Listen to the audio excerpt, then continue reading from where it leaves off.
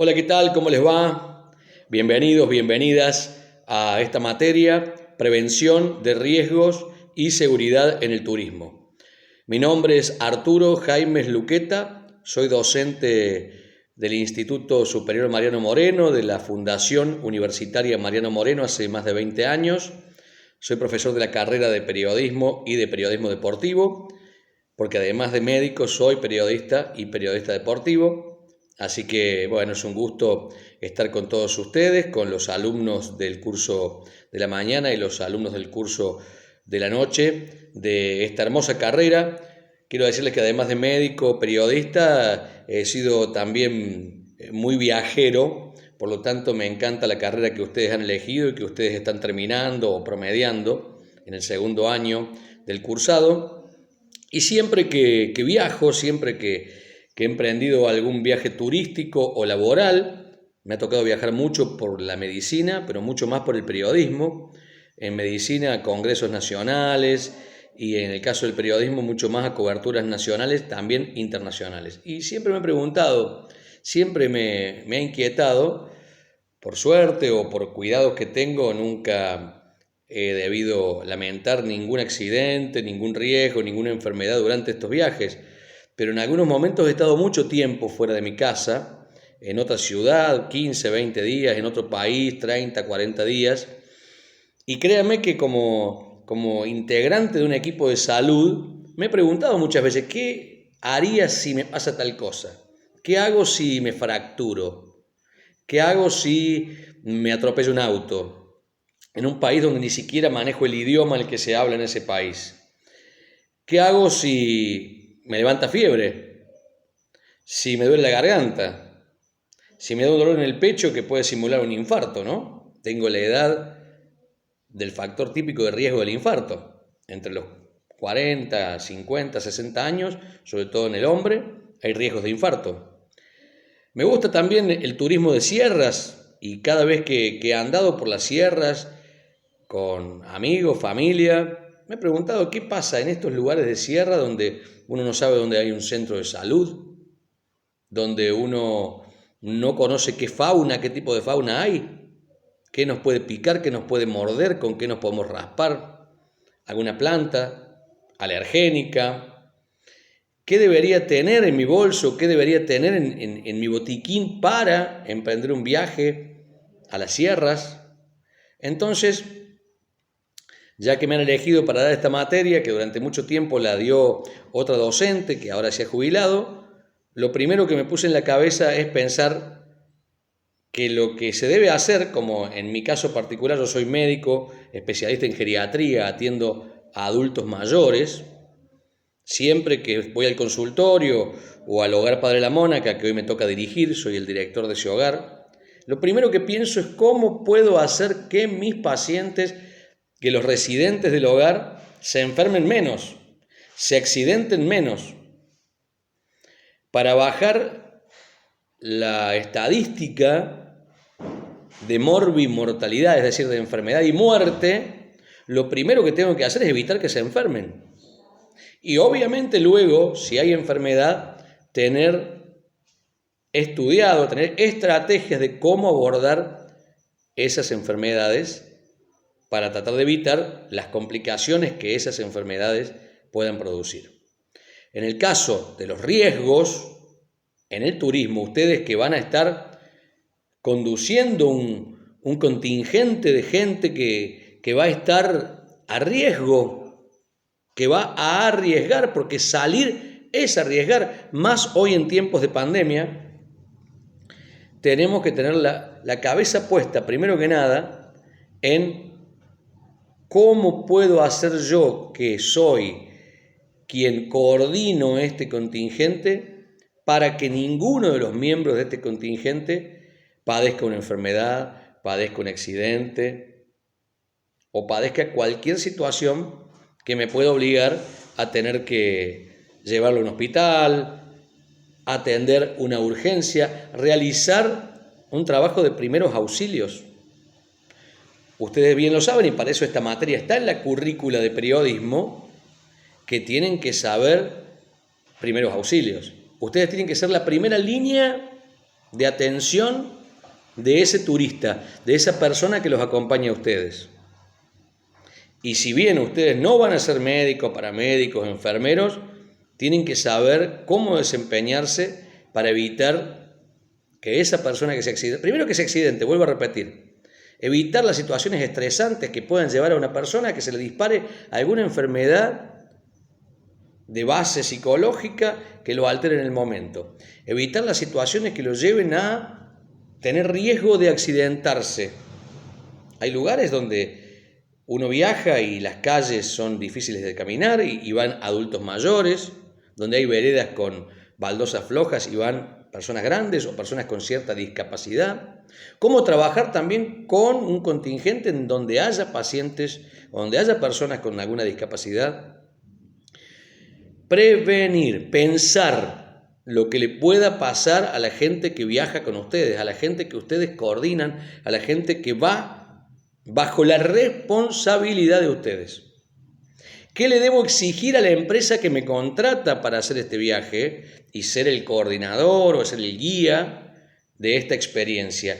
¿Qué es condición sine qua non tener para no ser pasible de una denuncia penal si nosotros no cumplimos con lo mínimo indispensable de prevención para la salud que deben tener las personas que hacen el viaje con nosotros? Bueno, un poco de eso se trata. El programa va a contemplar los primeros auxilios, el RCP, la reanimación cardiopulmonar. Hoy ustedes por ahí no lo conocen, pero hay muchos países en el mundo donde quienes primero atienden a un paciente que tiene un paro cardiorrespiratorio en la calle es un transeúnte cualquiera.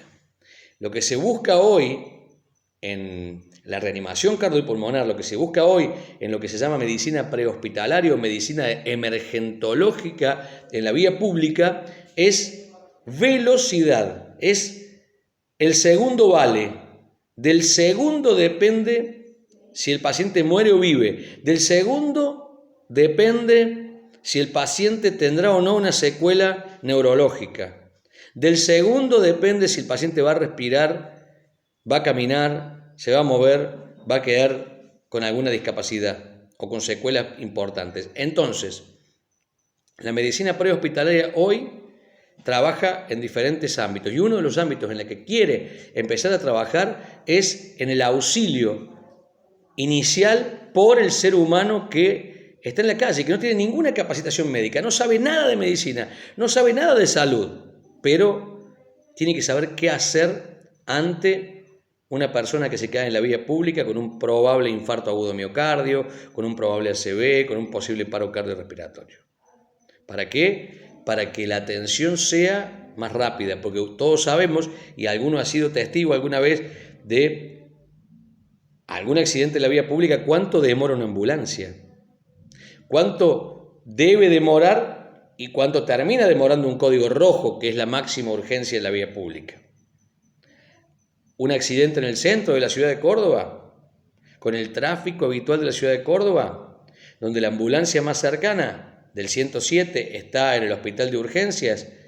Si el accidente ocurre en Plaza España, ¿cuánto demora el móvil del 107? Desde que recibe la llamada telefónica la persona que está en el call center del 107, hasta que hace las preguntas de rigor, hasta que anuncia a la ambulancia, al médico, al paramédico y al enfermero que tiene un código rojo, y a su vez estos tres hoy en día, en escenario de pandemia, se colocan los elementos de protección personal EPP, suben a la ambulancia y tienen que negociar calles atestadas de autos, con semáforos, con cortes por arreglos de bacheo, de gas, de luz, todo lo que habitualmente vemos en el centro de la ciudad de Córdoba. ¿Cuánto va a demorar esa ambulancia? ¿5 minutos, que es lo que debería demorar un código rojo? ¿O va a demorar 7, 8, 10? Entonces, necesitamos adiestrar a la gente para el primer llamado. En muchos países desarrollados del mundo hay drones equipados con desfibriladores para que ante un accidente en la vía pública ese dron llega en menos de 2 minutos, 3 minutos, cae o aterriza al lado del paciente infartado. El mismo dron tiene un intercomunicador que lo comunica a la persona que fue la primera que lo encontró a esa persona en la calle, y lo instruye para que ponga los electrodos en los sitios donde debe ponerlo, y el desfibrilador automáticamente hace el ejercicio de lo que hacen las famosas paletas, el famoso desfibrilador o el cardioversor. Eso achica la brecha en 5, 6, 7 minutos, en algunos casos hasta 10 minutos. Bueno, eso todavía no está en Córdoba, eso todavía no está en la Argentina, pero algún día va a venir, algún día va a llegar. En el mientras tanto, ustedes háganse la idea que no es la vía pública, es un viaje en el que ustedes son los responsables del contingente. Y esa persona debe recibir el primer auxilio de parte de ustedes. Y en un sitio como puede ser la Serranía Cordobesa, mucho más de 10 minutos va a demorar el código rojo en asistir. El 107 del pueblo que sea, ECO, Family, Urgencia, Emergencia, la empresa que sea, ¿cuánto va a demorar a llegar al Cerro Champaquí, al Pan de Azúcar? ¿Cuánto va a demorar a llegar a algún sitio de un turismo alternativo donde no esté en una gran ciudad? Y ustedes son los responsables. Y una sensación que he visto hace poco, porque uno trabaja y hace simulacros con la gente del 107 y la gente del Hospital de Urgencias. Hace muy poquito, ahora para el Día de la Mujer, hubo un evento en la Plaza de la Intendencia, en el que participamos desde la Secretaría de Salud Municipal, que me toca ser parte, y pudimos ver cómo el 107 hizo un simulacro de un paro cardiorrespiratorio en la vía pública. Y la atención que hoy el 107 de Córdoba tiene motocicletas que llegan muy rápido, pero que no van equipadas con médicos, sino que va un paramédico arriba de la motocicleta y va con el desfibrilador. Y comunicado con el médico por celular o por handy, puede hacer la desfibrilación, y la demora de una motocicleta en el tráfico de la ciudad, pudiendo entrar en contramano, pasar semáforos en rojo y atravesar por menos espacio, quizás en 3-4 minutos se llega al código rojo y empezamos el trabajo antes de que el médico llegue y evalúe las gravedades mayores y qué probable tratamiento se pueda hacer, o que la ambulancia que tenga electrocardiografía, que tenga oxígeno, que tenga otro equipamiento de unidad coronaria más complejo. Pero por lo pronto la moto llegó y puede estar desfibrilando, o puede estar por lo menos haciendo un RCP. Entonces, ¿de qué se trata? Lo que tienen que aprender ustedes, esto. ¿De qué hacemos nosotros mientras llega la moto? Mientras llega la ambulancia, ¿no? Y yo les contaba que ahí en la Plaza de la Intendencia, lo que demostraba el 107 es la percepción subjetiva de la gente del tiempo de demora de una actuación de la ambulancia. La gente que sale en los medios de comunicación habitualmente dice: y yo estaba ahí, la persona cayó y el 107 demoró 20 minutos. Y hoy el 107 tiene un sistema por el cual se pueden cotejar los tiempos de duración entre el momento en el que se recibe la llamada en el call center y el momento en el que la ambulancia llega a atender al paciente en el suelo, en la vía pública. Y habitualmente los rangos se están cumpliendo bastante bien. Un código rojo se atiende en 10 minutos, puede llegar a 12, 15, pero la percepción de la gente es que el 107 demoró 1 hora. Porque en ese momento, y estábamos en tiempo real viendo el simulacro que hacían los compañeros del 107, y la percepción que uno tiene es que desde el momento en que cae esa persona en la vía pública, lo asiste un transeúnte que va al lado, lo acomoda, examina si tiene pulso, tanto en el pulso radial como en el pulso carotídeo, le pone la mano en la boca o en la nariz para ver si tiene respiración, y empieza, si es que lo sabe hacer, con masaje cardiovascular, masaje cardíaco, para hacer una reanimación cardiopulmonar, y se llama al 107 y llega la motocicleta y en definitiva llega el 107, parece una eternidad. Y sin embargo, el simulacro dura 5 minutos. El simulacro se lleva a cabo en tiempo real y lo que intenta demostrar este simulacro es que la asistencia se da en 5 minutos. Tiempo en el cual se cree, se establece, en realidad no se cree, se establece y se ha estudiado que se pueden disminuir ostensiblemente con el tratamiento adecuado, con el diagnóstico certero y además veloz, precoz, un tratamiento que le impida al paciente quedar con secuelas severas, con secuelas graves. Uno estando allí, la percepción que le dio es que estuvo mucho tiempo. Entonces, si en ese momento viene la prensa y nos pone un micrófono, corremos el riesgo de decir que el 107 demoró muchísimo, 1 hora, y en realidad fueron 5 o 10 minutos. Entonces, también les va a pasar a ustedes que en la desesperación de todo un contingente ante un paro cardiorrespiratorio o ante un accidente grave, severo, una herida cortante con pérdida de mucho volumen sanguíneo, el otro pasajero que está viendo a su compañero, a su colega pasajero sufrir, va a creer que los minutos son horas y ustedes van a ser los responsables y ustedes van a ser los que tengan que plantearse estrategias para que el tiempo de atención y de llegada de la ambulancia y el mientras tanto la llegada de la ambulancia, el paciente tenga los primeros auxilios, van a ser los responsables. De eso un poco vamos a hablar. ¿Qué botiquín hay que tener? ¿Qué medicamentos es importante que tengamos en un botiquín? Y por supuesto, ¿qué números de emergencia tenemos que llevar a cada uno de los lugares a donde vamos? ¿Qué hacer ante una herida cortante? ¿Qué hacer ante una herida contusa? ¿Qué hacer ante un brote psicótico, ante una crisis histérica? Que son comunes, que ocurren y que les puede ocurrir a ustedes en un viaje, ante una gastroenteritis aguda con diarreas de 20, 30 deposiciones diarias. ¿Qué debemos hacer? ¿Cómo actuamos ante una persona con vómitos incoercibles? ¿Cómo actuamos hoy por hoy, sin ir más lejos? Tenemos que saber cómo actuar en tiempos de pandemia. Van a empezar los viajes de turismo en la nueva normalidad, con contingentes, con guía y con coordinador de viaje, pero con riesgo de padecer coronavirus o con riesgo de que dentro del contingente venga una persona con potencial de contagio. ¿Cómo actúo ante la posibilidad de que haya un caso agudo? ¿Cómo lo aíslo? ¿A dónde lo envío? ¿A dónde tengo que llamar para que se le haga el testeo?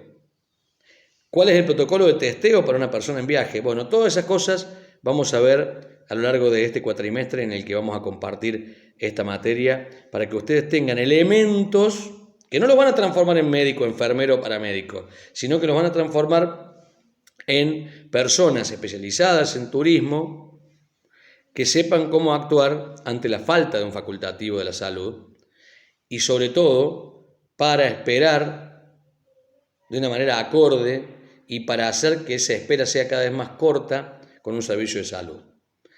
Acortar el tiempo entre la noxa, entre el daño y la atención médica, saber a quién llamar, a dónde llamar y cómo llamar para que la atención médica sea rápida, y en ese mientras tanto, que ojalá sea lo más rápido posible, va a parecer lo mismo una eternidad, ustedes puedan hacerle notar a sus pasajeros, a sus turistas, que han obrado bien y que han obrado en tiempo y en forma.